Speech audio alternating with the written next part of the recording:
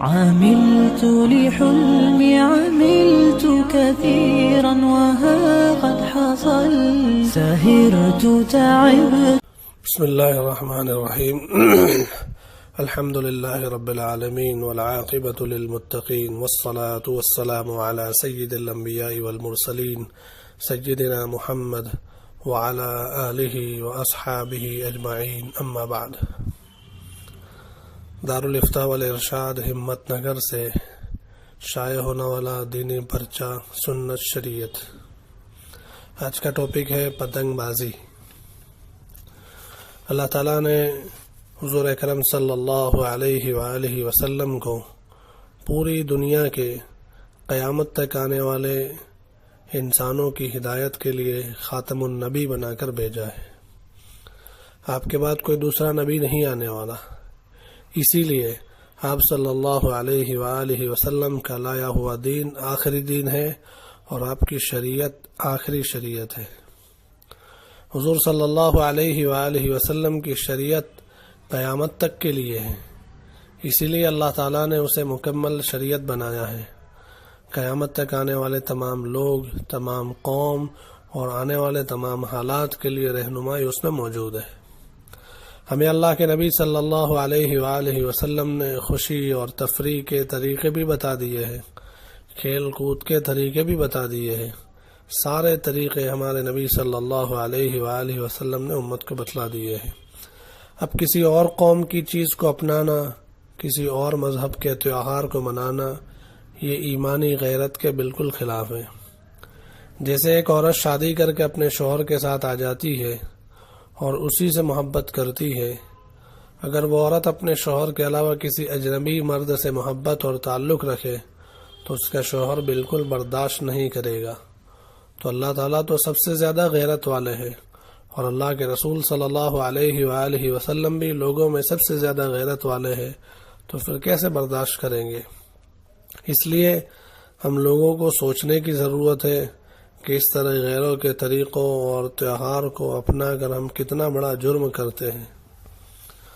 پتنگ بازی کی شروعات کیسے ہوئی؟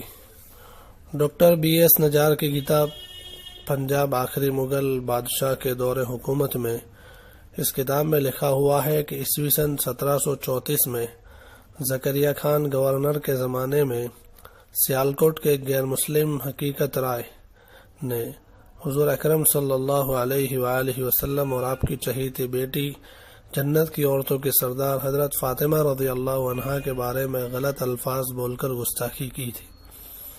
اس پر کورٹ میں کیس چلا اور گناہ ثابت ہو گیا تو اس کے قتل کا فیصلہ ہوا، چنانچہ اسے قتل کر دیا گیا.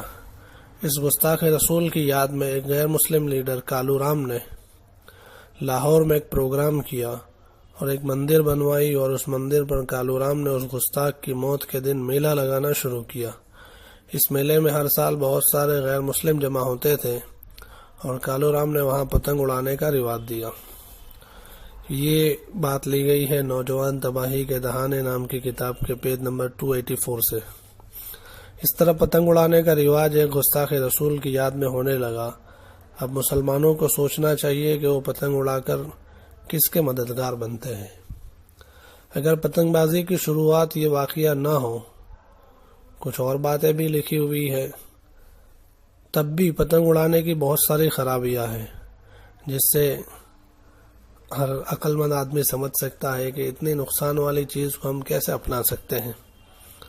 نمبر 1، اس کے نقصانات میں پتنگ اڑانے میں ہر ایک کی نیت یہ ہوتی ہے کہ دوسرے کا پتنگ کاٹوں اور اس کا نقصان کروں.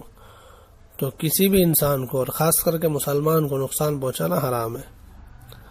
نمبر 2، پتنگ اڑانے میں اکثر آدمی نماز سے غافل ہو جاتا ہے. دیکھتے ہیں ہم کہ لوگ چڑھے ہوئے ہیں تو اترنے کا نام ہی نہیں ہے. 3، حضور صلی اللہ علیہ وآلہ وسلم کے زمانے میں کبوتر بازی چلتی تھی، پہلے سے جاہلیت کے زمانے میں، اس کے بعد بھی چلتی ہے. اس پر آپ صلی اللہ علیہ وسلم نے کبوتر کے پیچھے بھاگنے والے کو شیطان فرمایا تھا، اور کبوتر کو لوٹنا اور اس کے پیچھے دوڑنے کو ایمان کے خلاف بتلایا ہے. علماء نے پتنگ بازی کو کبوتر بازی جیسا ہی کہا ہے. اس لیے پتنگ کے پیچھے دوڑنے والا بھی شیطان اور پتنگ لوٹنا ایمان کے خلاف ہوگا۔ نمبر 5، پتنگ اڑانے میں جتنا مال لگتا ہے وہ سب فضول خرچی گنی جائے گی جو حرام ہے، اس لیے کہ اس سے کوئی فائدہ وابستہ نہیں ہے اور اس طرح سے اس کے پیچھے مال لگانا فضول خرچی ہے۔ نمبر 6، گر جانا، کٹ جانا، ٹوٹ جانا یہ پتنگ اڑانے کا خاص کام ہے جو کسی طرح مناسب نہیں ہے۔ آپ رپورٹیں دیکھ لیں کہ ہر سال صرف یہ اس سیزن میں جس میں پتنگ عام طور سے اڑائے جاتے ہیں، ان دنوں میں کتنے لوگ گرتے اور کٹتے ہیں اور مرتے ہیں صرف اس کی وجہ سے۔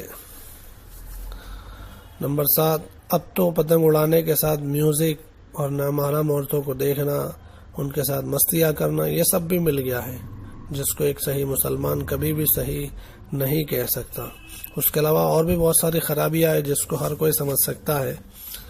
اب مسلمانوں کو سوچنا چاہیے کہ بہت پیسہ خرچ کر کے ہم ایک گستاخ رسول کی یاد مناتے ہیں تو ہمارے ایمان کا کیا ہوگا، اور اتنے سارے نقصان والی چیز ہم اپناتے ہیں تو پھر ہم کیسے کامیاب ہو سکتے ہیں۔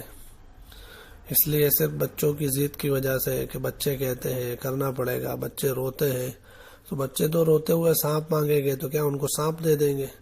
بچے روتے ہوئے آگ مانگیں گے، پستول مانگیں گے تو کوئی بھی ان کو عقل مند آدمی پستول لا کر نہیں دیتا، چاہے کتنا بھی رو لے ہوئے۔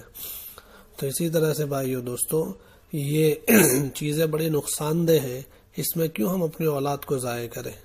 جو اولاد ہماری محبوب ہے ہم ان کے لیے سارا سب کچھ خرچ کرتے ہیں، اسی اولاد کے لیے، اسی اولاد کی تھوڑی سی ضد وہ تو سمجھانے کی بات ہے، اگر ہم سمجھائے بچوں کو اچھی طریقے سے تو پھر وہ ساری بات میں مان جاتے ہیں۔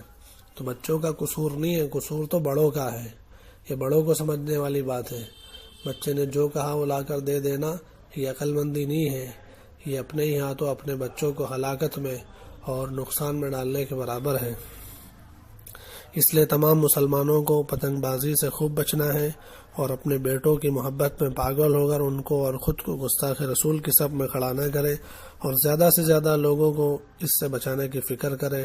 اللہ تعالیٰ صحیح سمجھ اور عمل کی توفیق عطا فرمائے، آمین۔ حدیث پاک ہے مجموع الزوائد میں، اللہ کے رسول صلی اللہ علیہ وسلم نے فرمایا جو آدمی جس قوم اور جس کلچر کے ساتھ مشابہت اختیار کرے گا، ان کے جیسا بنے گا، ان کی حرکتیں اختیار کرے گا، وہ قیامت کے دن ان میں ہو جائے گا۔ اللہ تعالیٰ ہماری اس سے حفاظت فرمائے۔ السلام علیکم ورحمۃ اللہ وبرکاتہ۔ عملت لحلمي عملت كثيرا وها